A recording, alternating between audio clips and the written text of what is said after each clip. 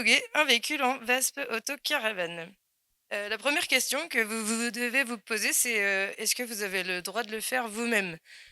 Oui, vous avez le droit de le faire vous-même, mais dans certains cas, il faudra demander une autorisation constructeur et ces cas-là, ça va être quand vous commencez à modifier tout ce qui va être, carrosserie lourde, faux châssis.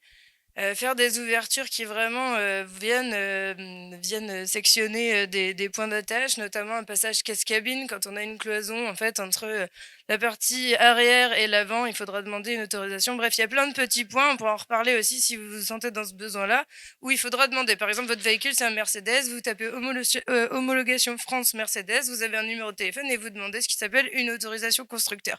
Ça, c'est la première étape. Si vous avez juste posé des lanterneaux, des fenêtres et que vous faites l'aménagement de dedans, il y aura pas besoin de ça. Vous êtes sur, un truc tout à fait normal, vous attaquez votre aménagement et on n'en parle pas. Si vous rajoutez des places assises, par exemple, si vous voulez aussi en enlever, là, c'est pareil, c'est autorisation constructeur, donc il faudra bien penser à demander avant de faire les travaux. Voilà. Bon, ça, c'est pour les cas basiques. Ensuite, pour tout ce qui va être technique aussi, on nous pose souvent la question: «Est-ce que j'ai le droit de le faire, moi-même?» Donc oui, en fait, vous avez le droit de faire à peu près tout vous-même, mais pareil, il faudra rédiger ce qui s'appelle des, attestations de travaux et ça, soit vous prenez la responsabilité parce que, bah, vous savez bien le faire et vous pensez que c'est OK, soit vous pouvez toujours vous tourner vers des professionnels. Par exemple, vous avez fait quelque chose sur la carrosserie, vous n'êtes pas sûr de votre travail, mais vous voulez le faire vous-même. À la fin, vous pouvez aller le faire certifier par un carrossier. Pareil pour le chauffage, vous posez un chauffage type Hébert Spacher ou Webasto au gasoil. Il y en a beaucoup qui vous diront ça c'est interdit, vous êtes obligé de passer par des professionnels, mais en fait pas du tout, vous pouvez le faire vous-même.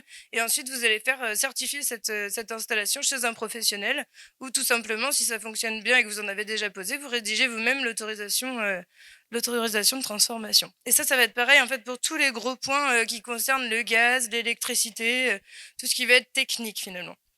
Voilà, donc il y a rien qui vous impose réellement, à passer par un professionnel, si ce n'est que si vous le faites vous-même, bah, ça vous engage auprès de l'Adréal. Vous êtes responsable pendant les 15 prochaines années. Si vous vendez le véhicule, c'est pour vous, quoi. Donc c'est un choix, c'est voilà. Il y a 2 étapes incontournables. Une fois que vous avez terminé votre aménagement, demandé toutes ces autorisations et que le véhicule il est prêt, pour avoir une carte grise en VASP, en fait, va falloir passer la première re étape, ça va être Caligaz ou Veritas, qui va vous délivrer un certificat de conformité du véhicule et l'Adréal. Le Caligaz et le Veritas. Donc ça, avec ou sans gaz, dans tous les cas, vous y êtes soumis. Vous n'avez pas le choix. Vous êtes obligé d'y passer. Vous allez faire vérifier du coup bah, s'il y a du gaz ou non, votre point de cuisson, qu'il soit électrique ou qu'il soit au gaz, les aérations hautes et les aérations basses, l'issue de secours du véhicule. Donc la principale, ça va être la porte d'entrée. Et selon les mètres carrés de votre véhicule, on vous en demandera également une deuxième qui sera sur la face opposée de la porte d'entrée. Donc ça, c'est pareil, c'est impératif à vérifier. Et tous les appareils, bah, qu'ils soient au gaz ou non, vont être contrôlés ce jour-là. Pour les issues de les ventilations, ça va dépendre si vous avez du gaz ou non, encore une fois. Là, c'est aussi contrôlé par le Caligaz et on a un tableau que vous pouvez retrouver, en fait, dans le guide AFNOR et partout sur internet. Si vous avez besoin du guide AFNOR, je pourrais vous le transférer après en PDF, ça peut être utile, hein. C'est beaucoup mieux que YouTube et que tous les trucs Facebook qu'on va pouvoir trouver parce que c'est vraiment, toutes les normes recensées donc c'est un gros pavé mais ça aide beaucoup. Notamment ce tableau, qui va vous expliquer en fonction des mètres carrés de votre véhicule, combien d'aération il vous faudra. Là où il y a énormément de, soucis, dans ce contrôle Caligas, c'est ça, c'est pour ça que j'insiste là-dessus. Parce qu'en fait, la surface du véhicule, ça va pas être la surface de votre partie habitable. On va pas mesurer, la partie que vous avez aménagée. Malheureusement, on va prendre la surface projetée du véhicule. Ils vont toujours prendre ce qu'il y a sur la plaque de tar. Si sur la plaque de tar, il y a écrit que votre véhicule, il fait 13 mètres carrés, ça va faire 13 mètres carrés, même si vous avez une caisse dessus et qu'elle en fait que 8, quoi. Voilà. Et là, les gens font énormément l'erreur et ils se mettent dans la mauvaise ligne. Donc ça, faut pas se planter. C'est la plaque de tar qui fait foi ou votre barre est rouge. Donc vous choisissez votre mètre carré, puis vous regardez à côté combien il vous faut en haute et en basse. S'il n'y a pas de gaz, la question elle se pose pas, c'est tout le temps la même chose, c'est 75 au plafond et 10 au sol. Mais ça, on pourra en reparler aussi, hein, vous pouvez venir. S'il y en a qui ont leur véhicule sur place, on peut regarder aussi et je peux faire le tour des camions aujourd'hui et demain. Moi, je suis là que pour ça. C'est des centimètres carrés. Ouais, ouais. Voilà. Ensuite, les points par exemple aussi, qui sont contrôlés au Caligaz et où on a souci, c'est souvent les points de cuisson. On entend souvent dire que c'est pas possible de mettre des points de cuisson, de maison, type gazinière et cetera. Bah, ça, c'est faux aussi. En fait, vous pouvez tout à fait acheter, du Dometic, du Teford ou des marques de camping-car, mais vous pouvez aussi prendre chez Boulanger ou dans de certaines autres marques des trucs de maison. Il suffit juste d'avoir les thermocouples et c'est obligatoire depuis, 2010 donc normalement vous aurez aucun souci à part si vous prenez sur le bon coin, vérifiez bien. Faut pas que ça soit trop vieux et après, beh, vous avez juste à coller les brûleurs et le point de cuisson est totalement autorisé, pour un véhicule de loisir. Voilà, après il faut juste protéger son plan de travail, mais ça c'est, comme dans une maison plus ou moins, hein, à 20 centimètres de la sortie du brûleur, vous mettez, quelque chose qui n'est pas inflammable, donc pas de bois, pas de plastique. On voudra plutôt de l'inox, de l'aluminium, une crédence, un carrelage, ce que vous voulez, quoi. Voilà, heu les thermocouples, oui, c'est en fait, pour vérifier si vous les avez, soit c'est visible directement, soit si vous voulez faire le test, vous soufflez en fait sur la flamme une fois que c'est allumé, puis vous attendez et vous allez entendre un petit clic, ça coupe le gaz. Et ça maintenant, depuis 2010, tout est équipé comme ça, hein, même dans les maisons, voilà. Et c'est les seules choses qui sont demandées finalement dans un camping-car, donc c'est vraiment pas très compliqué. Pour ce qui est du point de cuisson, c'est pareil, on entend souvent on voit souvent, nous, à l'arrière, les gens rajoutent un petit flexible comme dans les maisons et ça, c'est interdit, il faut arriver en cuivre rigide jusqu'aux éléments. Donc pareil, si vous avez un trauma ou si vous avez, chauffage gaz, boiler ou autre, c'est toujours comme ça, hein. Le tuyau de cuivre doit arriver en rigide jusqu'au bout, quoi qu'il advienne, sauf si vous avez des tiroirs, mais là, on est sur des cas encore particuliers, qu'on peut voir ici sur des tout petits véhicules où ça sort dehors, quoi. Mais sinon, si c'est à l'intérieur, c'est tout en rigide, il y a aucun souple admis. Le gaz, donc si vous avez du gaz dans le véhicule, coffre à gaz étanche obligatoire. Donc là, pareil, vous avez des choses, qui sont toutes faites que vous pouvez acheter dans les magasins de camping-car, mais vous pouvez aussi le fabriquer vous-même. Vous prenez des planches en bois, vous faites un carré et puis vous cicatez, hein. On fait les arêtes étanches pour qu'il y ait rien qui sorte et puis c'est bon. Pour le coffre intérieur, donc là, il y a eu un changement aussi en janvier, 2025. Donc là, on peut plus dépasser 11 kilos pour la bouteille de gaz. Sinon, ça sera forcément avec accès extérieur ou, sous le châssis. On peut plus avoir de bouteille de gaz, de 13 kilos à l'intérieur. Ça n'existe plus. Les lyres, bah, là, il y a pas eu de changement. On est toujours sur des lyres, qui font moins de 45 centimètres, mais ça, vous les trouverez pas, dans les magasins de bricolage normal. Ça sera forcément dans les magasins de camping-car ou les accessoristes. On a une nouveauté aussi sur les détendeurs qui doit faire 30 millibars, donc ça a toujours été, mais maintenant il doit y avoir une prise test, sur le détendeur. Je ne sais pas si je peux agrandir ou pas, mais sinon on vous montrera sur le stand. Mais en gros, sur le détendeur, là, il y a une petite prise pour faire un test d'étanchéité, qu'il n'y avait pas avant, donc ça c'est demandé depuis janvier aussi, c'est important, c'est pas dans la FNOR. Voilà, tout mettre en rigide jusqu'aux éléments, donc ça, on l'a déjà dit. Et donc à la fin, une fois que le monsieur a contrôlé tout ça, il délivre le certificat de conformité du véhicule. C'est la première étape, en fait, pour accéder à la DREAL. C'est voilà, il y a un numéro de certificat, vous avez votre nom, votre prénom, puis il marque tout ce qu'il a contrôlé. Et après, s'il y a le moindre changement, en fait, lorsque vous allez vendre le véhicule, s'il change la personne change quelque chose ou si vous changez, il faudra repasser ce certificat pour réhomologuer à nouveau le véhicule. Bah, une fois que vous avez fait ça, bah, c'est la dernière étape, c'est la DREAL. C'est souvent celle qui fait le plus peur parce qu'il y a un énorme dossier à remplir. Et c'est souvent pour ça qu'on vient nous voir, nous, chez Carapace, parce qu'on fait ça. Du coup, on remplit ce fameux dossier et puis on va vous expliquer un peu. Je vais vous expliquer grossièrement comment le faire pour pas être perdu. Les points les plus importants qui sont contrôlés par la DREAL et là où il y a souvent des soucis, ça va être tout ce qui va être en fait carrossage. La première chose qu'il va vérifier, ça va être la longueur, la largeur du véhicule. Est-ce qu'elle a bougé, oui ou non? Est-ce qu'il y a une autorisation pour avoir bougé, oui ou non? Il va vérifier ça sur ce qui s'appelle un barret rouge ou un certificat de conformité. Ça, je sais pas si vous l'avez déjà, mais c'est hyper important à demander dès le départ de votre projet. Il vous faut ce papier. En fait, souvent, c'est donné directement avec la carte grise. Si vous l'avez pas, vous le commandez auprès de la marque. Ça coûte très cher, c'est long à recevoir, donc faut pas hésiter à le faire rapidement. Il y a certaines marques où on est encore aux alentours de 40 euros, mais il y en a d'autres où on est vite dans les 200-300 balles et il y a plus ou moins 6 mois de délai dans certaines grosses marques, donc faut le faire. Bah, ça s'appelle un CEC, un barret rouge ou un certificat de conformité du véhicule. Ça dépend de l'âge du véhicule et de la marque. Ça, c'est première étape, quoi. Non, souvent, c'est pas en français. Chez Volkswagen, tu vas pas l'avoir, tu vas l'avoir en allemand. Voilà, mais c'est pas grave. Eux, ils font la traduction de réal et il faut pas se prendre le chou, mais par contre, il le faut, quoi. Voilà. Non, bah, c'est pour les poids lourds, c'est barré rouge. Après, voilà, ça dépend des véhicules. Quand c'est des véhicules qui sont en type poids lourd et VL, et on a encore des fois des barrés rouges. Sur les sprinters, tous les véhicules qui peuvent exister en 4 tonnes 2, 4 tonnes 5, on les a en barré. Mais là, sur des vannes, comme on voit aujourd'hui, ça va plus être des certificats de conformité européens, quoi. Voilà. Oui. COC, ouais. Ouais. COC. COC. Voilà.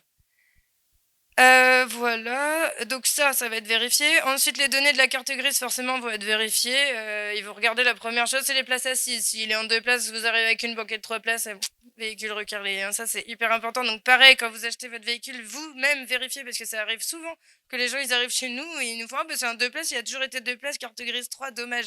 Et en fait, c'est les propriétaires d'avant qui avaient enlevé, qui avaient rajouté un petit siège, mais qui ça arrive, hein. Des gens qui changent mais qui passent pas en réal et finalement on se retrouve coincé sur une homologation qui va prendre pareil des siècles alors que finalement bah vous y êtes pour rien, quoi. Donc ça, à vérifier bien à l'achat aussi et puis avant le contrôle.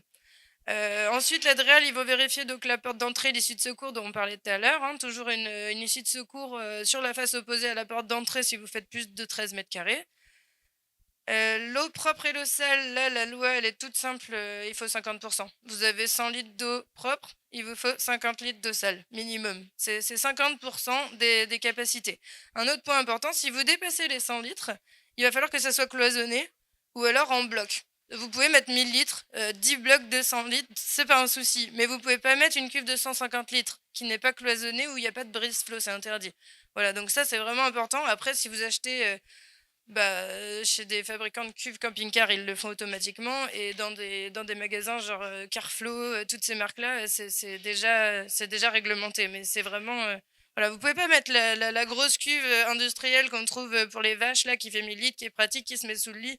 Ça passera pas, quoi.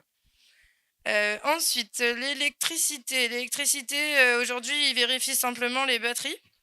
Il faut qu'elle soit étanche ou dans un coffre étanche. Et après, ils vont se concentrer sur ce qui va être câblage. Voilà, ils vont vraiment. Il y a un gros manquement là-dessus. Personne n'est encore apte à contrôler, mais voilà, ils vont vérifier vraiment batterie et câblage. Après, il y a de la logique aussi, hein. Une prise dans la douche, ça passera pas. Et on reste sur les mêmes normes que dans une maison. On essaie de pas faire des trucs absurdes histoire de pas les faire monter. Voilà, mais ça, vous êtes. Voilà, pareil pour la petite lumière dans la douche, il faut qu'elle soit étanche, etc. Le R10 et le R122, vous avez dû en entendre parler un peu sur les réseaux sociaux. C'est ce qui fait crier aussi beaucoup en ce moment. Je ne sais pas si ça vous a frôlé ou si certains ont des questions là-dessus. Donc le R10, c'est une norme pour tout ce qui va être électromagnétique et qui va concerner tous les appareils qui en fait fonctionnent quand le véhicule roule. Donc, la machine à laver, non, puisqu'on fait rarement de machine à laver. Le micro-ondes, tout ça, enfin, non.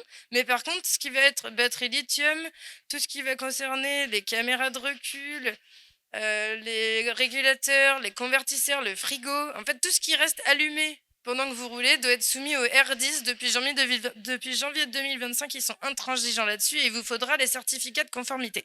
Et ça, c'est toutes les DREAL dans la France entière et c'est ce qui pose le plus grand problème aujourd'hui.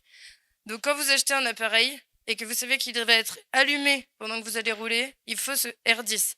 Demandez tout de suite ça, sinon vous ne pouvez pas le mettre dans le véhicule. Ça va être compliqué, on se frotte à ce problème depuis janvier et personne n'a encore de solution parce que les fabricants ne font pas encore de R10 partout. Bon, là, c'est mort. Un frigo qui est pas de janvier, tu oublies. S'il a été fabriqué avant janvier, il n'aura pas le R10. Alors, il y a beaucoup de trucs qui circulent aussi sur Facebook et tout ça, et qui disent que si tu mets un coupe-circuit, c'est bon. Mais en fait, si tu as un frigo, non, parce que pour les normes sanitaires, ça va être refusé, parce que du coup, ça coupe ton congélateur et ton frigo, donc ce n'est plus aux normes. Donc en fait, oublie.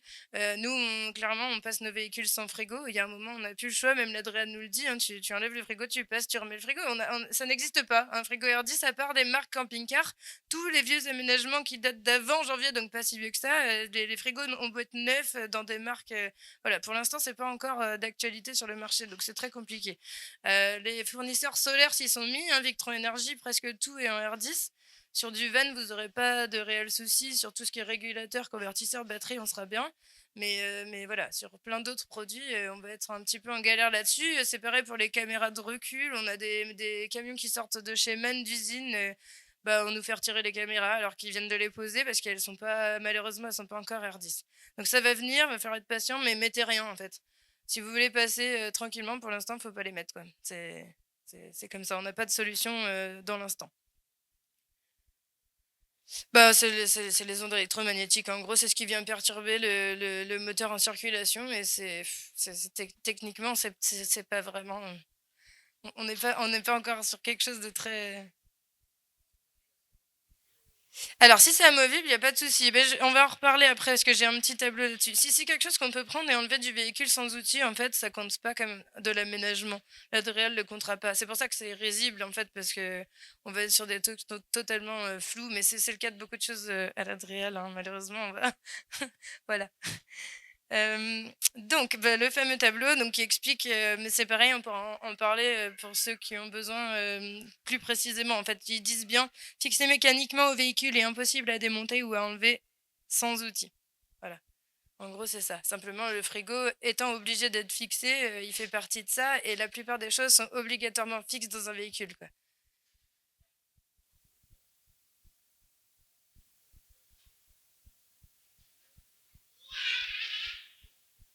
Alors là, le camping-gaz, ça va être encore un autre problème parce que, en fait, l'Adréal, pour passer en VSP, impose, quoi qu'il arrive, un point de cuisson fixe qui peut être au gaz. Donc, forcément, ça sera fixe, donc avec une bouteille et un coffre à gaz, ou qui doit être électrique et là encore fixe. Après, rien ne vous empêche de mettre un point de cuisson électrique fixe et dans un compartiment à l'arrière, en dessous, d'avoir un camping-gaz utilisable à l'extérieur, hein. Là, il viendra pas vous vérifier vos équipes. En fait, il viendra jamais vérifier vos affaires personnelles.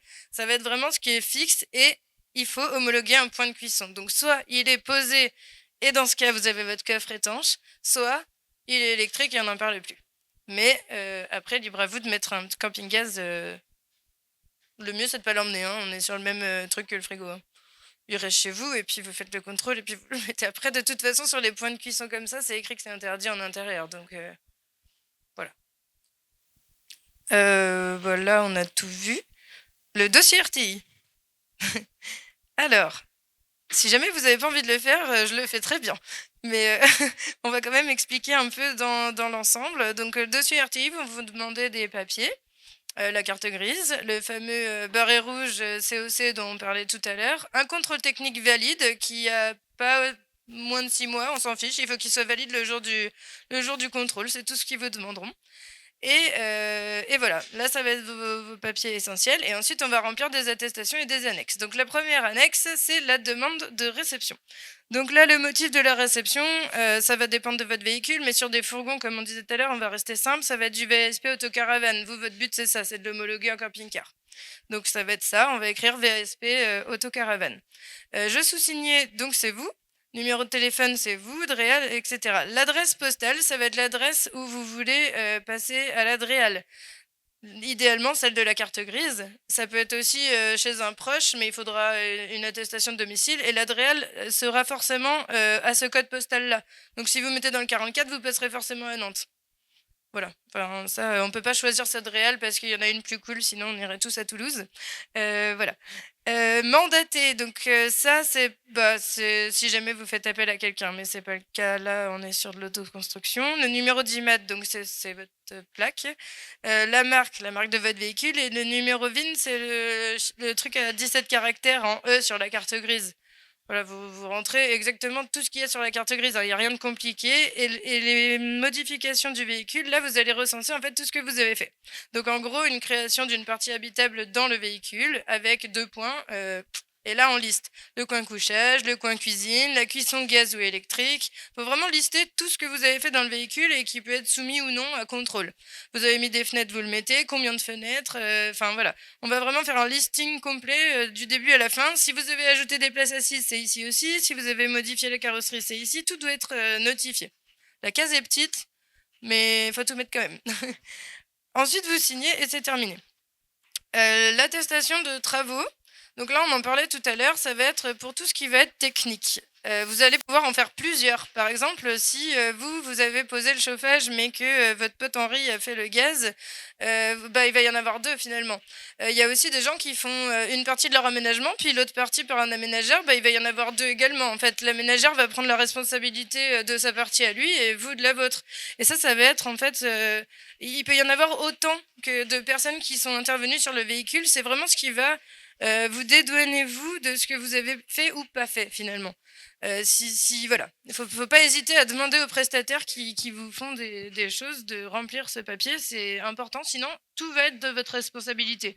Si jamais il y a une entreprise qui a posé votre tente de toit, elle doit faire ce papier, c'est obligatoire. Alors normalement, ils le savent et il y a pas mal de fois où c'est pas fait et du coup, c'est personne ne prend la responsabilité, l'Adréal n'accepte pas les travaux. Donc faut vraiment y penser.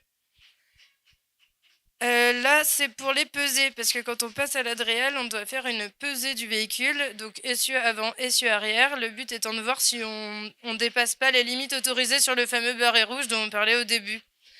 Ça peut être écrit aussi sur la plaque constructeur, ces limites. Il y a essieu 1, essieu 2, c'est essieu avant, essieu arrière. Vous avez un poids à pas dépasser, vous faites cette pesée. Donc vous mettez le véhicule, c'est pareil, hein, je pourrais fournir ça, hein. C'est sur clé USB, si vous voulez, vous prenez à la fin ou par mail, si vous me laissez votre email, je peux aussi vous envoyer tout ça, ça sera plus facile que là, parce qu'on voit rien. Voilà. Mais en gros, ça explique bien comment faire une pesée, ce qui est relativement simple, hein. Il faut avoir les réservoirs pleins, eau, gasoil, gaz, enfin si vous avez du gaz, et puis vous montez sur la balance, essuie avant, hop, essuie arrière, et terminé. Vous remplissez le petit papier, vous pouvez aussi le faire dans des terrains, dans des carrières, dans tout ce qui va être enfin, tous les endroits où ils vendent du vrac, en fait, ils ont des pesées industrielles comme ça et ils vous remplissent ce petit papier, ils tamponnent et c'est fini, quoi. Chez nous aussi, si vous êtes pas très loin de Nantes, j'imagine que si vous êtes ici, c'est que voilà. Le tableau de répartition des charges, donc ça, c'est la partie qui fait le plus peur. En soi, c'est pas hyper compliqué. On va être sur la même, comme tout à l'heure, demandeur, c'est vous, le véhicule, la marque, tout ça, c'est pareil que sur les premières pages. Les masses, enfin, en gros, voilà, il faut vraiment remplir point par point. Et après, le tableau, il fait tout seul. On a de la chance maintenant. Avant, on faisait tout à la main. Là, c'est plutôt bien fait. Vous remplissez vraiment tout. Et en fait, c'est juste la partie de la fin qui peut poser problème où vous voyez en fait la répartition des masses des occupants. Et là, ça va être, enfin, ça dépend combien vous avez de banquettes, mais en gros, ça va être des mesures toujours les mêmes. Vous prenez l'axe de votre essieu avant et vous mesurez par rapport à ce qu'on vous demande. Donc là, on vous demande par rapport au siège, bah, vous prenez l'axe du siège par rapport à l'essieu avant, hop, ça fait, on est à 1,02 m, vous mettez 1,02 m. Et après, le tableau, il va tout calculer tout seul. Et ça va être la même chose pour vos coffres. Ça continue, en fait, le tableau, il continue encore et encore. Ils vont vous demander vos coffres. Donc, par exemple, le meuble de la cuisine, admettons, voilà, ça, c'est ma cuisine, enfin, c'est mon meuble cuisine. Je vais prendre l'axe, le milieu du meuble cuisine, et je le mesure par rapport à l'essieu avant. Et ça, c'est pareil, je le rends dans le tableau. Le dessous de mon lit, là, il y a le lit, je vais prendre la moitié du lit, hop, je mesure jusqu'à l'essieu avant. Et tout ça, en fait, point par point, vous rentrez dans le tableau, et ça va tout calculer. Ça fait peur, mais c'est pas très, très compliqué en soi. On peut en reparler aussi sur le stand si vous voulez, je vous montrerai plus précisément sur un véhicule, ça sera plus parlant. Ensuite, il vous demande un plan. Alors là, on n'est pas sur un plan incroyable parce que c'est pour l'Adréal, c'est bête et méchant. C'est un plan avec des codes couleurs parce qu'ils comprennent bien comme ça leur fait plaisir. Donc on fait un plan carré, hein, c'est un véhicule, donc enfin carré rectangulaire et en fait on met bêtement où est le couchage, on doit écrire couchage. Le coin repas, faut écrire coin repas. Voilà, on écrit les points et ensuite on numérote nos coffres, les fameux. Donc par exemple la cuisine c'est le 1, le lit ça va être le 2, le petit placard dans la salle de bain ça va être le 3. Et on leur met juste les longueurs. On notifie bien où sont les batteries parce qu'ils aiment bien l'électricité, le gaz, l'eau en gros. Là sur ce véhicule j'avais pas de gaz mais en gros voilà, il y avait des batteries, on fait un carré rouge, paf les batteries sont là. Les cuves, paf ce carré bleu, les cuves sont là, le chauffage il est là et voilà, c'est tout. C'est tout ce qu'ils veulent, c'est vraiment hyper simple. Faut bien mettre l'avant du véhicule, où est l'issue de secours, où est la porte d'entrée et c'est terminé. Faites pas, vous prenez pas la tête à faire des plans en 3D incroyables. Il faut que ça soit hyper simple pour eux. La plaque transformateur à poser sur le véhicule. Donc ça, c'est pareil, vous pouvez la faire chez nous, vous pouvez la faire chez un carrossier, vous pouvez la faire vous-même, hein, si vous la commandez sur internet, il y en a qui font ça aussi. Toujours la même chose, le nom, le prénom. Alors là, ça a changé aussi, donc faites attention parce que c'était pas comme ça l'année dernière. Le nom, le prénom en haut. Ensuite, votre motif, c'est le même que sur l'annexe 1 qu'on a vu tout à l'heure. Donc, soit là, on était sur un bus, donc TCP vers VASP, mais vous, ça va être VASP autocaravane. Ensuite, votre numéro de série qu'on a répertorié déjà sur toutes les autres pages. Et puis après, vous rappelez bien le PTAC, le PTRA. S'il n'y a pas de PTRA, faut mettre néant, ça peut arriver. Et 1 et 2, en dessous, c'est les charges maxi dont on parlait tout à l'heure pour la pesée. Donc là, c'est pareil, vous les prenez sur votre barret rouge ou sur votre plaque constructeur, puis vous mettez bien la charge 1, la charge 2. Elle peut être autocollante, elle peut être rivetée. Je vous conseille de la garder dans la poche avant le contrôle parce qu'il n'y a pas un contrôleur en France qui l'avait au même endroit. Ça, c'est une grosse problématique aussi. Des fois, ils la veulent dans le moteur, des fois, ils la veulent près de la plaque de tar, des fois, ils la veulent sur la carrosserie. Donc, nous, ce qu'on fait maintenant, on demande au client de la garder et quand le contrôleur est là, il choisit où il la veut, puis paf, vous la collez. Parce qu'avoir un refus de DREAL pour un emplacement non, enfin, c'est dommage. Donc, faites comme ça sera plus simple. Une fois que vous avez fait tout ça, le contrôleur valide et il vous délivre un récépissé de RTI. Ça, ce papier, c'est celui qu'on attend tous, hein, c'est pour ça que vous faites le VASP. Et une fois que vous l'avez, vous n'avez plus qu'à faire la carte grise en fait. Vous l'envoyez soit à la NTS, soit vous passez par un garage et votre carte grise devient VASP automatiquement et vous ne repayez pas une carte grise complète, mais juste un changement de cheval fiscal en gros. Sur un poids lourd, nous on est sur 30 euros, sur un VL, j'aurais pas d'idée de prix parce qu'on n'en fait pas, mais vous êtes sur, c'est pas grand chose quoi. On repaye pas une carte grise. Souvent les gens ils ont peur de le faire deux fois. Non. Voilà. Moi c'est tout. J'ai pas d'autres. Est-ce que ouais voilà, on va faire des questions.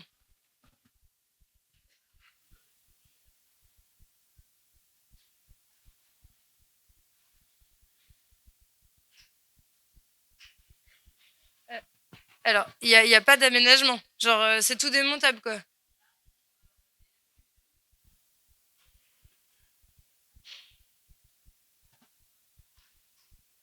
Si tout est démontable, t'as pas besoin de passer un VASP. À partir du moment où le jour du contrôle technique, il y a rien dedans, t'es pas un véhicule à aménagement spécifique, en fait, ça reste un chargement. Il y a beaucoup d'aménageurs, là, vous verrez dans le hall set, genre ExoKit, enfin, il y en a plein, Kit MyVan, etc. Je vais pas tous les citer, mais qui font justement ça, pour éviter d'avoir à passer, en fait, des homologations. C'est-à-dire que c'est que des aménagements entièrement démontables. Le jour du contrôle technique, il n'y a rien dans le véhicule. À partir du moment où il n'y a rien dans le véhicule, ton véhicule il reste dans le genre d'origine. Donc il n'y a pas besoin de faire tout ça. Et en termes d'assurance, comment c'est pris? Ah bah il n'y a pas. En termes d'assurance, t'es un utilitaire ou t'es un camion, tu restes comme sur ta carte grise par contre. À partir du moment où vous décidez de vivre dedans, de faire des voyages, nous forcément, notre travail c'est de vous conseiller à faire quelque chose de réel. Mais si ça sert que le week-end une fois de temps en temps et que c'est un kit pour partir au camping, bah non, enfin, c'est quand même coûteux tout ça. On n'a pas parlé du prix, mais il y a quand même le Caligaz, on est presque sur 400 euros. L'Adréal, on est sur 86, plus le changement de carte grise, plus les modifications, parce que forcément, c'est pas forcément bien dès le départ. En vrai, il faut vraiment avoir une utilité. Si c'est qu'un week-end dans le mois, peut-être que ça vaut pas. C'est à vous de juger, quoi. Mais par contre, vous n'aurez pas d'assurance camping-car. Vous êtes dedans à vivre. Le camion brûle. Vous allez être enfin, rien dedans ne sera pris, quoi. Voilà. Oui, oui.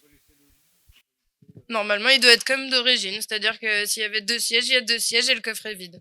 Après, il y a certains contrôleurs qui restent encore conciliants, hein. S'il y a plus de point de cuisson, plus de lit, mais que vous avez laissé le petit meuble de la cuisine, ils vont vous le laisser. Mais logiquement, même avec un petit meuble de cuisine ou juste avec un petit meuble basique, vous êtes en VASP, autre chose, quoi. Atelier ou ça reste aménagement spécifique.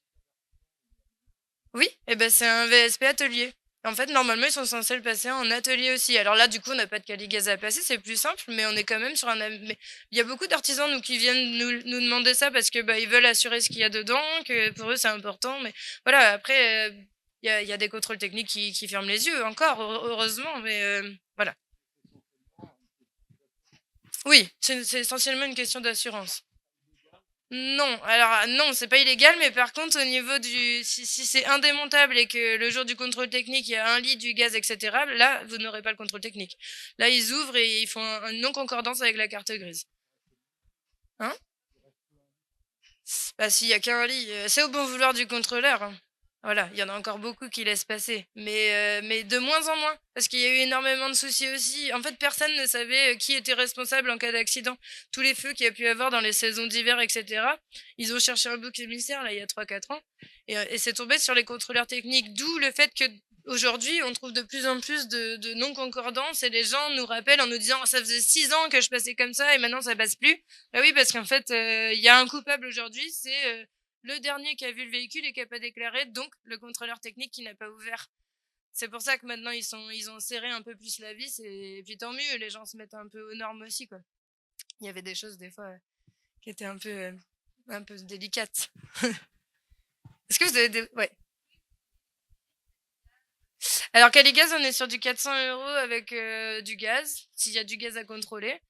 Le l'Adréal, on est sur, 86 € et quelques, 87 quoi. La carte grise, un cheval fiscal, donc ça dépend de votre véhicule. On va vous passer le micro comme ça. Bah, en fait, c'est le contrôle technique, quoi. Il y a juste un passage au contrôle technique à faire avant s'il est plus bon. Il faut refaire le contrôle technique VSP après, justement. Bon, non, une fois Bon, qu'il bah, est passé, c'est bon. Dans l'idée, après, tu le refais quand il est périmé, puis voilà. ok. Voilà. Ok. Il y a d'autres questions? Le VSP, ça concerne donc les véhicules qui pèsent 3,5 tonnes maximum, c'est ça? Oh non, non, non, nous, on fait des poids lourds tous les jours. Non, mais c'était justement ma question. Oui, oui. Si le véhicule fait de plus de 3,5 tonnes, quelle est l'homologation? Parce que moi, j'ai cru comprendre que c'était... C'est pareil. VSP, c'est pour les véhicules de Non, moins non, de non, 3 non, tonnes c'est 5. pareil. C'est pareil. Donc Nous, VSP, on c'est homologue pour, du 26 tonnes, du 48. en En VSP, fait, alors. oui, c'est VSP aussi. En fait, la seule chose qui va changer, quand on entend TCP et tout, c'est plus pour tout ce qui va être bus. SREM, ça va être les SMIR-MORC. VSP, ça va être les camions, les fourgons, les poids lourds, voilà.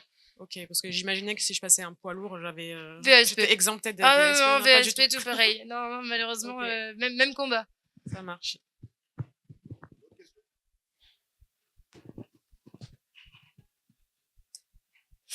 Bon, après, s'il y en a qui sont venus avec leur van, on fait des pré-contrôles du coup tout le week-end, faut pas hésiter, c'est gratuit, on regarde avec vous, on vous fait la liste des points qui vont pas, voilà. Moi, je suis là tout samedi, tout dimanche pour ça. Donc, vous passez au stand, on est au hall 7 tout au fond. Là-bas, il y avait une question aussi. Je reviens sur le gaz. Là. Il faut donc un point fixe. Oui. Ça veut dire que ça peut pas être un point gaz qu'on pose ou Non. qui est dans un tiroir. Il faut que ça Non, soit non, non, non. fixé à un meuble. Oui. Et si j'ai bien compris, donc l'alimentation en gaz doit être rigide. Oui. C'est ça. C'est ça. Pas de Donc, souple. donc on peut pas avoir même un souple. Non. Un souple tressé, chose comme ça. Non, non, non, non, interdit. C'est vraiment que du cuivre, du recuit ou du rigide. Mais si on met du camping gaz, ça existe ça Ouais. Ah bah oui, oui, oui, On bien peut sûr. trouver ça, d'accord. Ah oui, oui, oui. D'accord. Ouais, mais en fait, il va y avoir un bout de souple, mais dans le coffre. Tu as la bouteille, même si c'est un camping-gaz avec le petit adaptateur, et ça va avec un bout de... Là, tu as la lyre qui va jusqu'au détendeur, et du détendeur, tu sors du coffre, et là, tu es en rigide partout, partout, partout, quoi qu'il advienne, plus du tout de flexible, quoi. Mais le coffre, il est en général sur des tout petits véhicules, il est dans la cabine, enfin dans la cabine. Oui, mais bon, souvent, moi, je sais que sur les petits Westphalia ou sur les petits véhicules, tu vois, il peut être tout à fait à l'arrière, et puis le coffre à gaz va être tout à l'arrière près de la porte, et puis la cuisine va être devant près des sièges. Donc, bah, tout ça, c'est en rigide. C'est forcément du Donc le cuivre. coffre à gaz doit être étanche. Ah oui, oui, 100% étanche. Voilà. Parlez bien de moi. Merci. Du coup, je reviens sur ce que monsieur disait. Dès que ça sort du caisson, Oui. c'est fixe. Dès que c'est à l'intérieur, C'est du flexible. cuivre. Voilà. Ok, Après, olive, brasé, comme vous voulez, mais cuivre. ok. Et vous avez dit tout à l'heure, là, dès que ça... par exemple, si on met un caisson qui est posé sur coulisse, sur Ouais, glissière, alors voilà, ça va Ça, être, c'est autre chose. ça va être encore différent. C'est vraiment pour les cuisines extérieures. Mais c'est pareil. ça va être un point de cuisson fixe sur un tiroir fixe qui va pas s'enlever du véhicule. Donc ça peut pas être un truc en coulisses qu'on fout dehors, quoi. On va peut-être en voir ici, j'ai pas fait le tour, mais en gros, voilà, par exemple, là, à l'arrière du van là-bas, il est tout à fait possible que la porte elle s'ouvre, qu'il y ait un tiroir coulissant et que le point de cuisson soit fixe là-dessus. Et là, il y aura une tolérance sur un petit flexible de 35 centimètres, bah, juste pour la coulisse du tiroir, parce que c'est dehors, en gros. Ça vient dehors. Mais on pourra pas enlever le point de cuisson et le mettre sur une table. D'accord. Faudra qu'il soit fixe au véhicule. Et ben pareil, malheureusement, si la bouteille est juste à côté, il faut quand même qu'elle soit dans un coffre étanche et que ça sorte en rigide. On n'a pas de dérogation possible, quoi. On peut pas se dire, elle est juste en dessous, on va faire ça. Non, elle est juste en dessous, elle est dans son coffre et il y a le flexible en rigide qui part.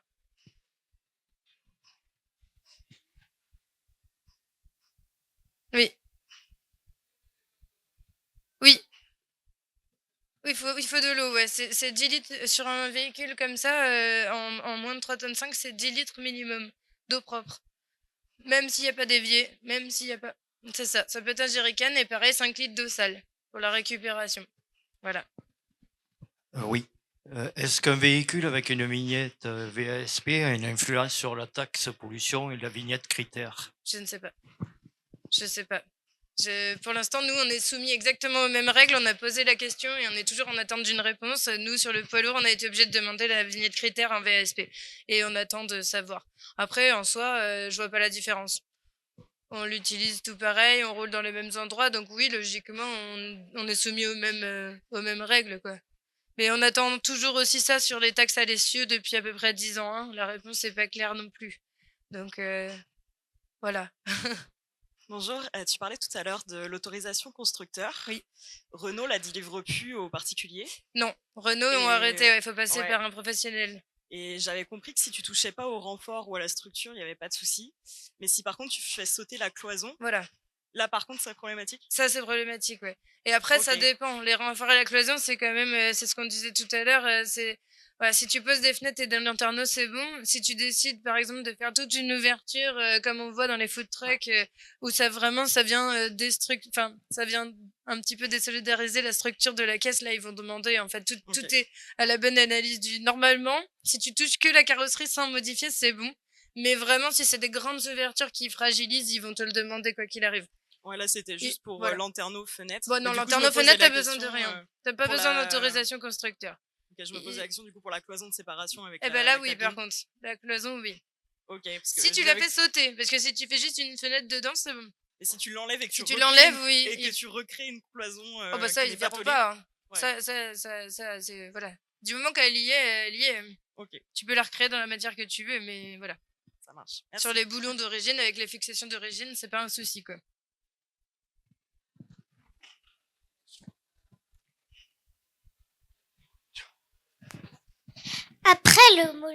Après l'homologation, est-ce que tu as le droit de changer des choses? Bah non, dans l'idée, faudrait pas trop. Parce qu'ils prennent des photos.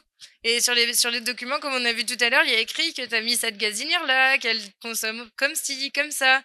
Et puis après, à l'Adréal, ils prennent des photos. Mais beaucoup de photos. Il y a un reportage photographique déjà à fournir. Vous, dans le dossier, vous verrez, c'est écrit. Enfin, c'est bien spécifié. C'est tout simple, hein, c'est une vue de l'aménagement général. Mais eux, par contre, ils vont dans le détail. Ils vont prendre tous les points un par un. Et tout ce qui va être technique, si c'est modifié, bah, c'est plus dans le dossier. Par contre, il est tout à fait possible de rajouter des choses et de repasser Andréal gratuitement dans les années qui viennent. En disant, bah, juste, on a ce dossier-là, on a rajouté ça. Et donc, il y aura un rajout au dossier. Il n'y aura pas besoin de tout recommencer. Mais il faudra, si on modifie, il faut le déclarer. Sinon, c'est plus pris en compte dans les assurances et par les experts si ça brûle ou s'il y a un accident. Voilà. Il y a d'autres questions? Ça. Oui. Oui, tant que la carte grise n'est pas VASP, ça va demander ça. Ah non, mais par contre, il y a un numéro et ils ont accès en fait. Ils ont un accès direct maintenant quand ils vont sur Octave. C'est une plateforme qu'on a nous, les professionnels, où tout est répertorié. Là, je sais pas. On voit rien de toute façon, mais en gros, voilà, c'est sur Octave. Ils rentrent le numéro de RTI et il y a tout. C'est bien fait, maintenant ils sont raccords. Du coup, si on enlève le frigo, qu'ils prennent des photos et qu'on rajoute le Oui, mais frigo. le frigo, on n'est pas sur un point technique. Là, on parle de. Tu peux changer ton lit, tu peux changer. Voilà.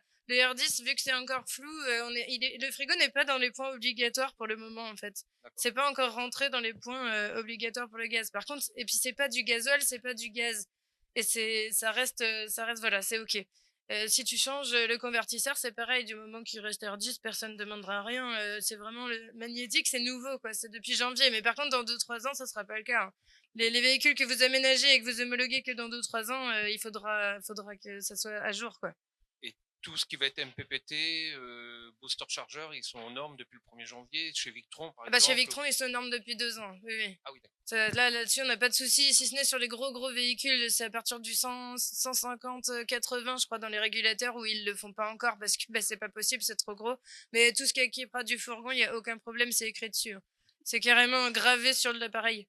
Et la batterie, vous marquez batterie étanche. C'est la batterie qui est étanche, c'est pas le meuble batterie. Alors, bah, c'est soit une batterie qui est étanche, et si c'est pas le cas, ça peut être aussi un caisson étanche enfin, autour, quoi. Faites ce que vous voulez, en fait.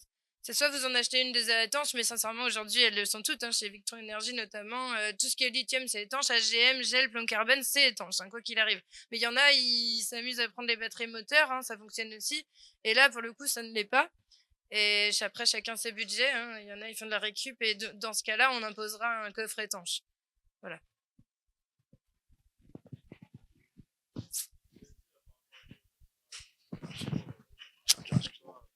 Ah non, c'est pas qu'ils acceptent pas, c'est qu'ils ont eu trop de demandes de particuliers et du coup, t'es obligé de passer par un garage. Mais c'est pas très grave.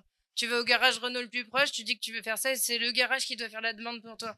Mais c'est pas qu'ils acceptent pas. Ah, c'est le garage constructeur. Donc Oh c'est bah, Renault, n'importe quel Renault, tu vas dans Ouais, n'importe Kero, quel garage, mais les ok. Renault Truck, des poids lourds, les trucs comme ça, en fait. Ouais, Tu leur dis, bah, Bernis, j'ai fait tout ça. Il y a que Renault, hein, qui accepte pas la demande des particuliers. C'est pas qu'ils acceptent pas, c'est qu'ils en ont trop et voilà, ils veulent passer que par des pros. Parce qu'il manque toujours un papier et ça les a gonflés, du coup, ils font ça que par le réseau pro. Ils vont tous finir par faire ça, hein. mais Mercedes y pense. et ils peuvent pas on peut pas le faire par un aménageur pro. Bah si, oui, tu peux aussi, mais Il doit c'est être juste, ça va être. agrémenté peut-être. Bah non, c'est juste une demande. D'accord. C'est juste une demande. En gros, il va faire la même chose que nous, hein, la même chose que tu aurais fait Ouais, toi. bien C'est-à-dire, le client a fait ça, est-ce que vous dites oui ou non? C'est juste une demande d'autorisation. Ouais. Voilà. Mais voilà, ils veulent plus faire. Il veut plus que le particulier. Bah, ils le fasse veulent plus que tu le en même fasses toi-même, quoi. temps. Ok. Voilà. Ça marche. D'autres questions?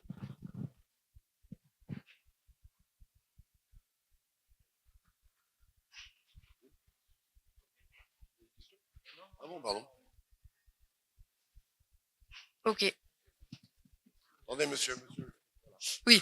Faites partie. Oui, il y a eu beaucoup d'accidents, mais. Ouais, la justification de tout ça, c'est il y a eu des accidents. Ah parce oui, que- il y a eu beaucoup d'accidents, puis il y J'imagine avait qu'il y a plein jamais de de pays où coupable, ça- surtout. D'accord. Parce qu'il y a plein de pays où ça ne doit pas exister. Bah, il y a plein de pays où c'est pire que nous, surtout, hein. La Suisse, c'est très compliqué. L'Espagne, l'Italie, c'est d'autres normes, en fait. C'est, voilà. Mais oui, non, mais c'est vrai que la France, on tient un gros niveau sur tout ce qui est normes et bêtises, on est tous d'accord.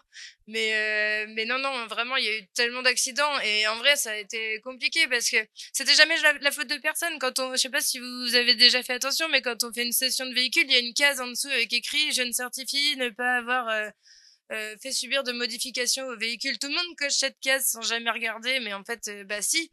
Donc en fait, cette case a toujours été cochée par tout le monde. Quand on voit un véhicule, on fait toujours ça. Et ben, du coup, qui a aménagé, qui a mal fait? Ça a toujours été un problème avec les experts, mais on a quand même des gens qui sont morts, des animaux qui sont morts, des camions qui ont pris feu puis qui ont mis le feu à d'autres camions. Et en vrai, on est sur des utilisations peut-être ici camping-car, mais il y a d'autres familles comme bah, nous, avec ma fille, ou d'autres gens qui vivent dedans à l'année, qui n'ont pas d'autres maisons. Et c'est vrai que quand la maison, elle brûle, bah, on n'a rien. Et les assurances, quand elles fonctionnent pas, voilà, c'est pour ça que nous, on pousse de plus en plus les gens à le faire parce que ça fonctionne. Les assurances prennent en charge vraiment le véhicule dans sa totalité. Les véhicules sont assurés pour une valeur. Nous, notre camion, il est assuré à 60 000 euros. Et s'il arrive quelque chose, j'ai 60 000 euros. Enfin, c'est important quand même de se dire, bah, on dort dedans, il peut arriver des choses. Des fois, c'est pas de notre faute. On a une amie récemment, elle s'est épilé les sourcils, elle a posé le miroir sur le rebord de la cuisine et elle est partie. Le soleil a réverbéré enfin, ça a fait un éclat avec le soleil sur le miroir, sur le canapé, il a pris feu. Bah, elle était contente d'être vaspe, en fait, parce que, bah, son aménagement était bien fait, hein. C'est pas le frigo, c'est pas le R10, c'est pas, voilà. Et elle a touché l'assurance. Et en vrai, bah, quand tu commences à faire des véhicules qui valent de l'argent, Donc, si et on que est- tu vis dedans. si on n'est pas vaste et qu'il se passe quelque chose, on est Ah bah, remboursé tu que touches sur la la valeur base, du véhicule, c'est la tout. valeur du véhicule. Voilà. Et si on met le feu à des véhicules à côté, Bah ouais, c'est ça le problème. se passe Ça quoi? marche pas. Enfin, on connaît les assurances, hein. Ils vont chercher qui est le coupable et ça va être toi, hein. Ton véhicule, il était aménagé, il y avait pas à avoir ça dedans. C'est pour toi, quoi. bah, une fois que c'est brûlé, on le sait pas. S'il y a les experts. Bah si, quand même, on le retrouve, hein. Les composants de ces Victron, ils sont solides, hein. Non, non, c'est vrai que des fois, c'est bête. Mais après, j'entends aussi que ça soit bête, comme on disait tout à l'heure, pour une utilisation totalement ponctuelle ou faire toutes ces démarches pour aller passer un week-end à la mer, c'est pénible, on est d'accord. Mais voilà, ça c'est un choix aussi, hein, personne n'oblige à le faire, hein. Juste une petite anecdote par rapport à tout à l'heure, quand vous parliez que certaines DREAL étaient plus souples que d'autres. Toulouse, c'est une blague ou pas? Parce que j'ai de la famille là-bas. Ah non, donc, ils sont très bien. C'est Toulouse, Ok. très bien. Merci. On va pas toutes les faire parce que ça va être, je vais être méchante des fois, mais non, Toulouse, vas-y. Voilà. Il y en a des mieux que d'autres, quoi.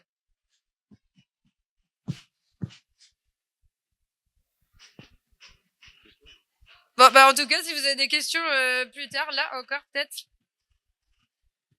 Ouais. Des questions? Non, non, non, on fait tout d'un coup. On fait une RTI pour tout d'un coup. Tout d'un coup. Mais par exemple, t'as fait poser une banquette, attestation de transformation du poseur, PV de réception et tout, hein. On garde tous les papiers, hein. On garde tout et en fait, quoi qu'on fasse, on fait tout d'un coup, c'est beaucoup plus simple. On fait qu'une seule RTI pour toute la demande, mais avec ce qu'on disait tout à l'heure, plusieurs attestations de transformation. Voilà. Donc, tu auras ton attestation parce que tu as fait ton aménagement et ton attestation parce que tu as fait poser la banquette. Voilà. Pareil pour les tentes de toit, pareil pour toutes les choses qu'on rajoutera, quoi. Mais on passe qu'une fois. Oui, heureusement. Voilà. Juste du coup pour la gestion de la paperasse, le côté paperasse, vous du coup vous le faites, c'est bien ça? Et vous faites séparément ce qui va être RTI ou DREAL et Oui. compagnie, ou c'est un forfait global? Bah, alors, DREAL, nous, on fait pas. On envoie directement le dossier à la DREAL de votre région parce que moi, je travaille avec la France entière et j'ai des gens, ils viennent de Paris, Bordeaux. Je peux pas me déplacer 6 fois dans la semaine. Oui, normal. Donc, en fait, je monte le dossier complet. On fait venir le contrôleur Caligaz le même jour et ça prend une demi-après-midi en tout, hein. Le mec de Caligaz vient, il homologue tous les véhicules du parking, on fait tous les dossiers, on envoie tout dans chaque DREAL de chaque personne et vous avez plus qu'à vous présenter quand le contrôleur DREAL vous appelle, en fait.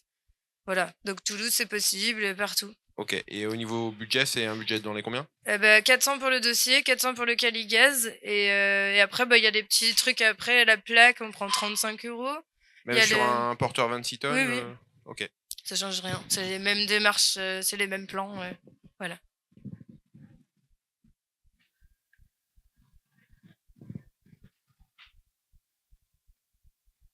Voilà.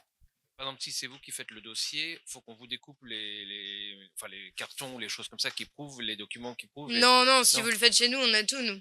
D'accord. Si vous faites chez des professionnels, on a tout, mais par contre, le jour du passage à la DREAL, il suffit de tomber sur un nouveau, ça peut arriver, c'est son premier VHL, il va être content que vous ayez tout dans une petite pochette pour pas avoir à vérifier sur Internet et puis il gagne du temps. De toute façon, gardez bien tout, hein. Jusqu'au contrôle, vous gardez tout ce qu'on vous a donné. Vous mettez tout dans une petite pochette, puis lui, il fera son petit fouillis.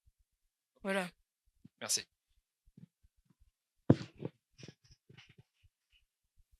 C'est bon?